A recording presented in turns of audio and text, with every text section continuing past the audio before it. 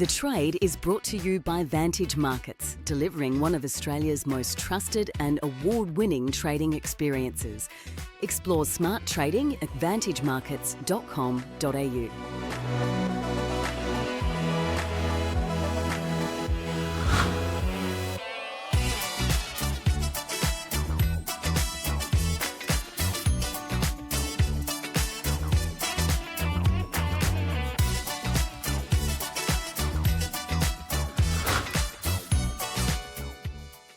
Well, let's first take a look at what traders are watching out there today. Ukrainian President Vladimir Zelensky has said that a ceasefire with Russia, its more than 3-year-old war, was possible at any moment, and called on Kiev's allies to apply greater pressure on Moscow to put the pressure in place.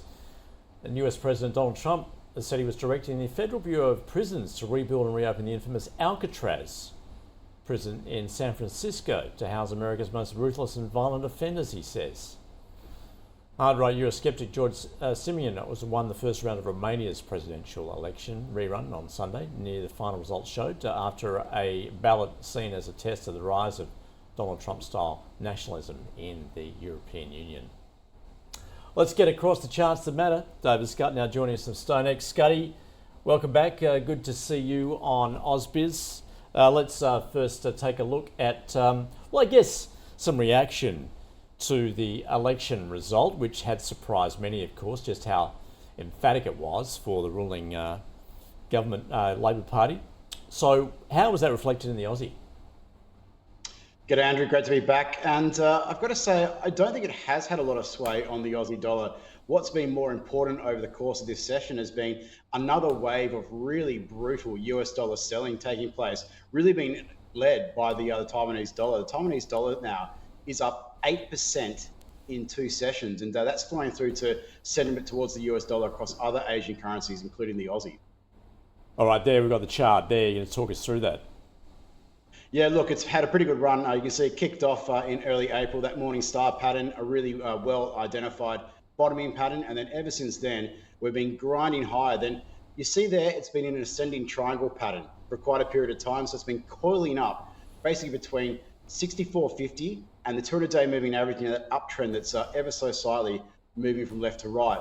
Now we're seeing a breakout take place. And not only have we seen the 200-day moving average tested, which is around about 64.62 today, it's been exceeded going into the European session.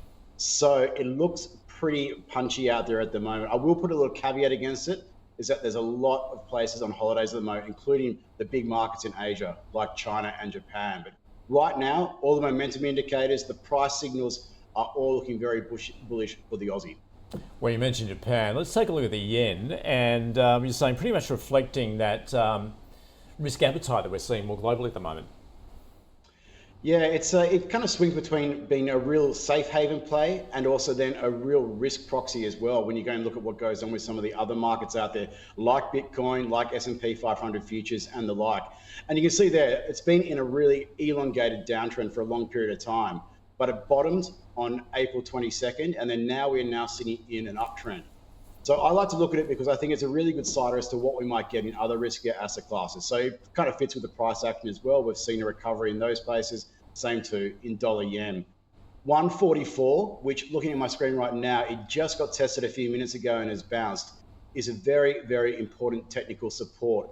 You also have an uptrend running from those April 22 lows. That intersection where you can see indicated by the dotted red line is very important when it comes to directional risk. If that level was to be broken on the downside, it would shift those directional risks to the downside as well. So for the time being, it's still a buy on dips play, but keep that close eye on that level. All right, so Scotty, you're saying that's a signal perhaps for other risk assets. Does that include what you're seeing with equities at the moment? It is. When you go and look at some of the correlation coefficient scores between dollar yen and some of the US equity futures and other parts of the world, we're sitting at north of 0.8 and it's been strengthening for a long period of time. And it also kind of reflects what we're seeing here in our local market. So this is ASX 200 SPY futures you can see on your screen. Now the strong uptrend is still intact, but it's stalled at 8280 in the overnight session. And that is a known resistance level that's been put in place in the past. You can see there indicated both as those dotted red lines. It's acted as support and resistance. Now, when you go and look at some of the details, momentum indicators, RSI 14, MACD are continuing to go and trend higher. So it's very much a buy on dips play. But I've just gone and circled RSI 14. It's just showing signs that potentially that really strong and building bullish momentum is starting to wane a little bit. So for the time being, I still want to be buying dips, but be very, very careful if you see a break beneath that October 2023 uptrend, which you can see on the screen there. It's above that at the moment, and also the 200-day moving average. If it were to fall beneath 8145, that would go and change directional risk to the downside. It would bring you potential supports around at 8,000, the 50-day moving average, and 7845. Now, Scotty, elsewhere, energy, of course, has been in focus. Another big mover, certainly over the past 24 hours, has been the oil price.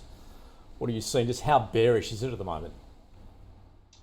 Look, from a fundamental perspective, everyone's talking about a US recession. And from a technical perspective, I can tell it's exactly the same. The price signals and momentum signals are all looking horrible at this point in time.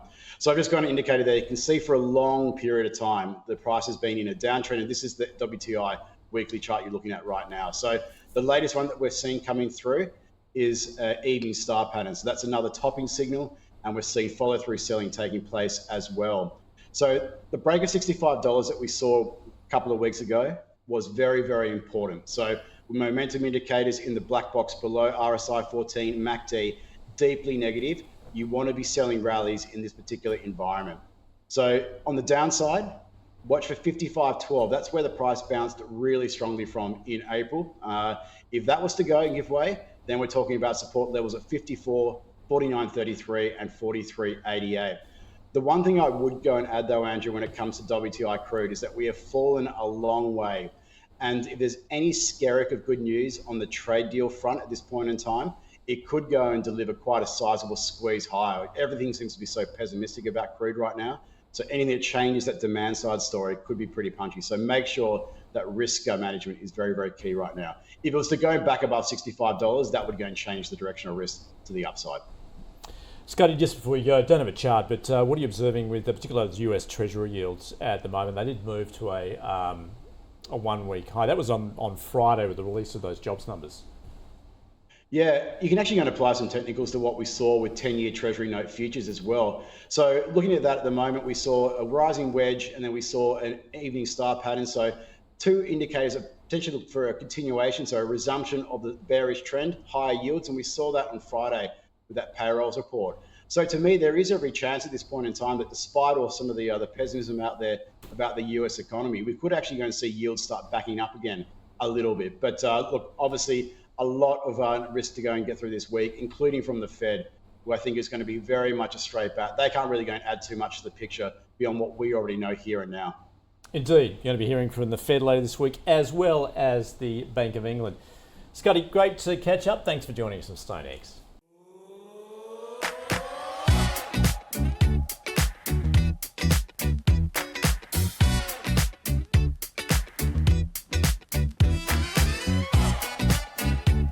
The trade was brought to you by Vantage Markets, delivering one of Australia's most trusted and award-winning trading experiences. Explore smart trading at vantagemarkets.com.au.